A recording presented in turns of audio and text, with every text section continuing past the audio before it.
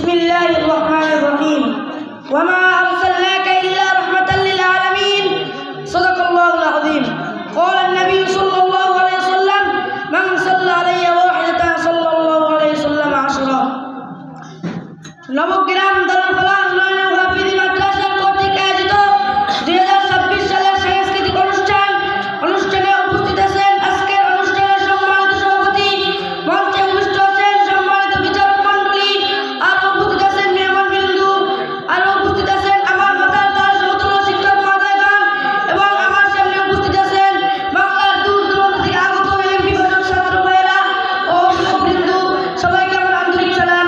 আসসালামু আলাইকুম ওয়া রাহমাতুল্লাহি ওয়া বারাকাতুহু।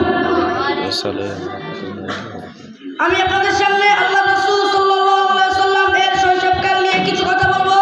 ওয়া মা তাওফীকি ইল্লা বিল্লাহ। আল্লাহ